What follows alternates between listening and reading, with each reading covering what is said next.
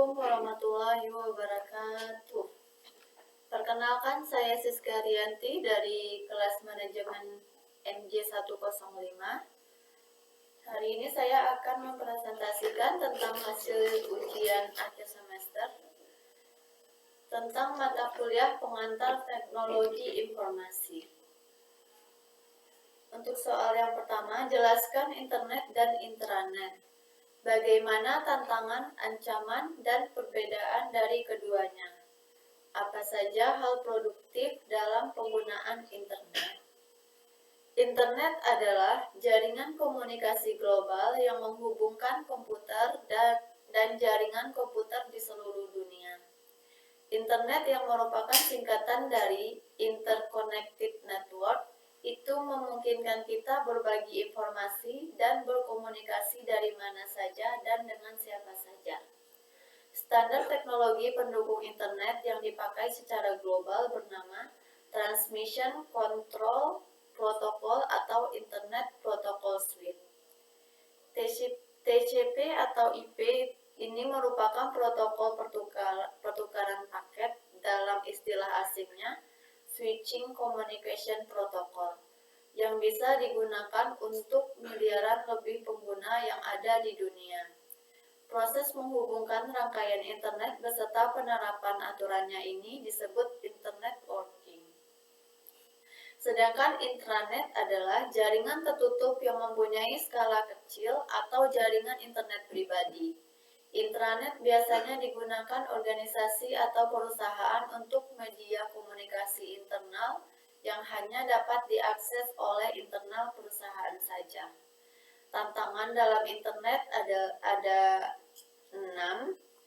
Harus meningkatkan perlindungan privasi kita sendiri, undang-undang hak cipta, netralisir internet, menjaga keterbukaan web, memastikan website dapat ditemukan oleh target visitor yang mengunjungi website, dan meyakinkan bahwa situs kita itu asli. Ancaman intranet ada ancaman eksternal dan internal. Ancaman eksternalnya terdiri dari pelanggaran keamanan serta virus. Ancaman internalnya ada pemakaian password yang lemah, akses kontrol, dan remote access. Hal produktif dalam menggunakan internet. Penggunaan internet dalam kehidupan siswa sehari-hari. Penggunaan internet untuk efisiensi waktu. Penggunaan internet untuk promosi bisnis dan inovasi. Penggunaan internet untuk belanja atau shopping. Penggunaan internet untuk riset dan pengembangan. Penggunaan internet untuk berkomunikasi secara cepat dan gratis. Penggunaan internet secara internasional dengan bekerja dari jarak jauh dan menyediakan layanan bisnis. Penggunaan internet dalam manajemen uang. Penggunaan internet dalam politik sehari-hari. Penggunaan internet untuk mengajar dan berbagi ilmu pengetahuan. Penggunaan internet untuk memecahkan masalah orang lain. Penggunaan internet dalam ekonomi tanpa uang tunai. Penggunaan internet dalam pengembangan lingkungan, penggunaan internet dalam tour and travel,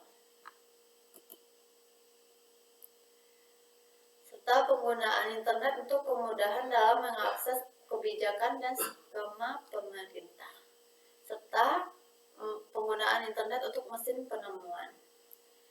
Soal kedua, bagaimana suatu perusahaan dapat memastikan bahwa para profesional IT mereka menjalankan tugas mereka dengan mematuhi standar etika dan profesionalisme, terutama dalam penanganan data pelanggan dan privasi? Apa saja usaha untuk meningkatkan kemampuan profesional di bidang teknologi komputer dan informasi? Seorang profesional IT harus memiliki keterampilan dan keahlian tinggi. Keterampilan dan keahlian yang tinggi dapat dicapai dengan penguasaan pengetahuan, serta adanya disiplin etika yang dikembangkan dan diterapkan oleh kelompok anggota yang menyandang profesi tersebut. Beberapa usaha untuk meningkatkan kode etik. Yang pertama, menyebarkan dokumen kode etik kepada orang yang menyandang profesi yang bersangkutan. Yang kedua, melakukan promosi etika profesional. Yang ketiga, memberikan sanksi disipliner yang melanggar kode etik. Usaha untuk meningkatkan kemampuan profesional di bidang teknologi komputer dan informasi. Yang pertama, sertifikasi. Yang kedua, akreditasi. Yang ketiga, forum komunikasi. Yang keempat, etika profesi, yaitu penggunaan bakuan dari evaluasi moral terhadap masalah penting dalam kehidupan profesional. Soal yang ketiga, apa yang dimaksud dengan sistem informasi fungsional? Jelaskan beberapa jenis dari sistem informasi fungsional. Sistem informasi fungsional adalah sistem informasi yang memberikan informasi kepada kelompok atau perorangan pada bagian tertentu dalam sebuah perusahaan. Beberapa jenis sistem informasi fungsional yaitu yang pertama, sistem informasi akuntansi, yaitu sistem yang menyediakan informasi yang terekam dan melaporkan transaksi dalam perusahaan. Yang kedua, sistem informasi keuangan, yaitu mencakup semua transaksi keuangan dan kontrol terhadap sumber daya keuangan.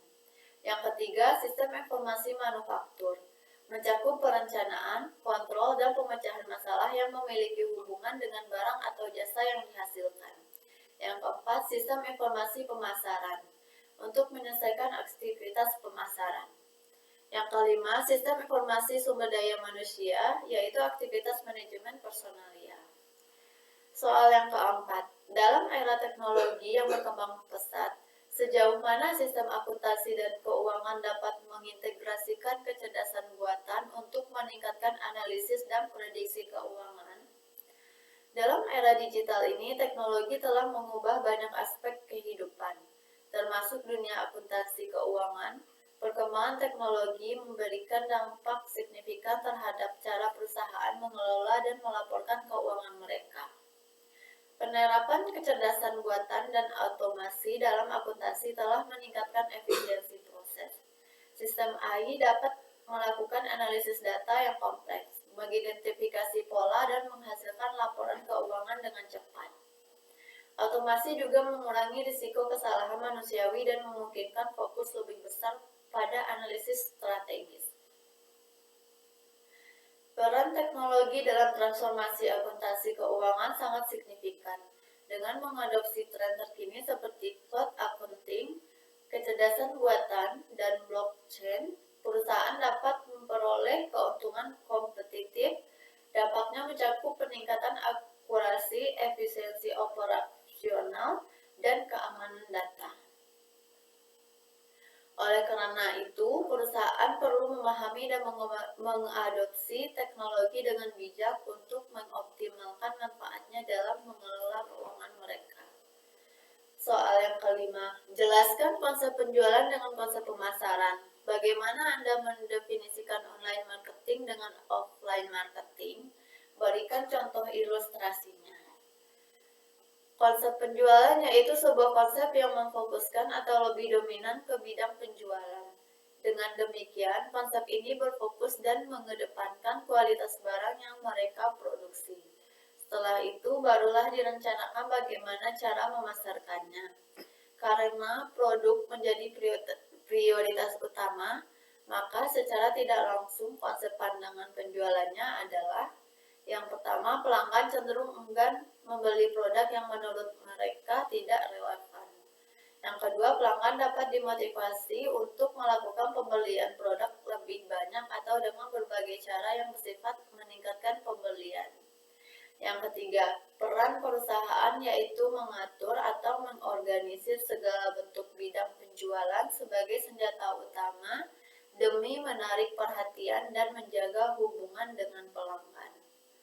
Sedangkan konsep pemasaran merupakan sebuah konsep yang mengutamakan kebutuhan pelanggan. Dengan demikian, konsep pemasaran ini berfokus pada cara berpikir, bagaimana cara memberikan produk yang dapat memuaskan pelanggan, dengan produk yang berhubungan dengan produksi, distribusi, dan akhirnya konsumsi. Konsep ini mempunyai 3 dasar pokok, yaitu yang pertama, operasi dan perencanaannya mengacu pada keinginan dan kebutuhan konsumen atau pelanggan. Yang kedua, semua aktivitas pemasaran dilakukan secara integrated marketing. Yang ketiga, tujuan utamanya yaitu untuk memberikan kepuasan maksimal terhadap konsumen, namun di lain sisi sekaligus memenuhi tujuan dari perusahaan itu sendiri. Sedangkan online marketing adalah suatu kegiatan atau usaha untuk memasarkan sesuatu secara daring. Hal yang dimaksud dapat berupa produk, jasa, informasi, pendidikan, dan sebagainya. Media daring yang digunakan biasanya berupa surat elektronik, halaman web, blog, media sosial bersifat forum seperti Instagram, Twitter, Facebook, dan lain-lain. Forum contohnya Kaskus dan sebagainya. Contoh, SEM adalah salah satu alternatif terbaik untuk dijadikan sebagai strategi pemasaran online. Strategi pemasaran yang satu ini cukup mirip dengan SEO karena mengandalkan mesin pencarian seperti Google. Hanya saja perbedaannya pada budget yang dikeluarkan. Pasalnya SEM berbayar sedangkan SEO gratis. Namun, berkat berbayar tersebutlah website dan bisnis kita dapat dengan mudah muncul di halaman pertama Google tanpa perlu repot melakukan optimasi website. Sedangkan offline marketing adalah pemasaran yang bertemu langsung dengan pembeli yang dapat berkomunikasi secara dua arah antara pembeli dan penjual. Pemasaran offline harus mencakup konsep berbasis media cetak, publikasi seperti majalah, koran, buletin, dan brosur, dan berbagai jenis media cetak lainnya, termasuk surat-surat, kartu pos, dan kartu nama bisnis. Semuanya ialah kunci untuk memasarkan produk. Misalnya, iklan cetak adalah media promosi yang ditempatkan dalam publikasi cetak seperti koran, majalah, atau buletin. Mereka berisi gambar dan teks yang mengiklankan produk, jasa, atau acara tertentu. Contoh, sebuah perusahaan mode mungkin menempatkan iklan di majalah mode terkenal untuk mempromosikan koleksi terbaru mereka. Pameran otomotif dapat memasang iklan di koran lokal untuk mengumumkan acara mereka. Sekian presentasi dari saya. Apabila ada kesalahan, saya mohon maaf. Wassalamualaikum.